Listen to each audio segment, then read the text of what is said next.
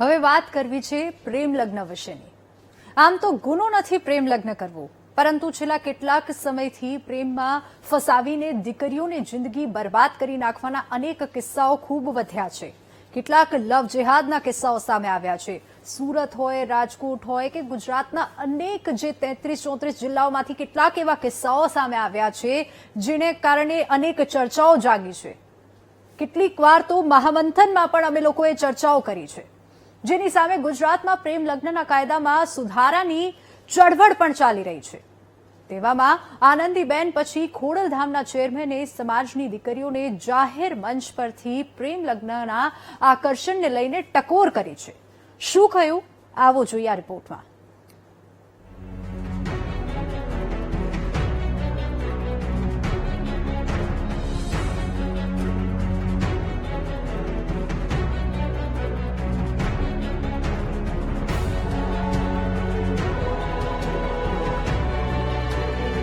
ગુજરાતમાં દર મહિને અનેક લવ જેહાદના કિસ્સા સામે આવે છે।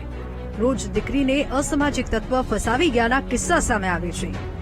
ફેસબુક અને ઇન્સ્ટાગ્રામમાં ખોટા નામના આઈડી બનાવી પ્રેમ જાળમાં ફસાવ્યાના કિસ્સા પણ સામે આવે છે। પરિણામે મા બાપ સમાજમાં મોઢું બતાવવા લાયક નથી રહેતા। પ્રેમના ખોટા આકર્ષણમાં દીકરી અવળું પગલું ભરે અને સજા મા બાપ ભોગવે।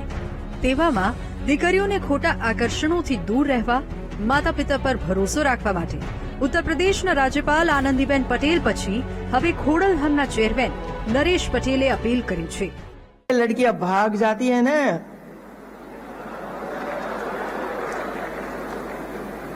और कोई प्रेग्नेंट होकर पकड़ा जाता है, कोई बच्चा को पैदा कर देता है, बाद में पकड़ा जाता है। न मैके स्वीकार नहीं करता है न ससुराल, तो इसका माँ बाप कौन? सरकार। आप सबके ये पराक्रम है, मत करिए पराक्रम। यदि आपने पसंद किया है और आपका प्रेम उनके साथ है, उनका भी प्रेम आपके साथ है, तो जब तक पगभर न हो, आत्मनिर्भर न हो, तब तक नो मैरिज। ये आपकी संकल्प होनी चाहिए मित्रों। વર્ષોથી અમે સલાહ આપી જ છીએ, પ્રેમ કરવો એ કોઈ પાપ નથી, પણ પ્રેમ કોની સાથે થાય છે, માવતરની આપણને પરમિશન મળે છે કે નહીં, આ બહુ મહત્વની વાત છે। જેમ સમય ફરતો જાય છે એમ આ બધા પ્રશ્નો આવવાના। સોશિયલ મીડિયાનો જમાનો છે, દીકરીઓ કાચી ઉંમરની હોય, ગમે રીતે એટ્રેક્ટ થતી હોય અને આમાં ક્યાંક ક્યાંક ઘણી જગ્યાએ ફસાતી હોય, તો દીકરીઓને પણ મારી આ તકે આજના દિવસે ખાસ વિનંતી છે અને લાગણી છે કે આમાં બહુ ચકાસી અને ક્યાંય એટ્રેક્ટ થવાની જરૂર નથી।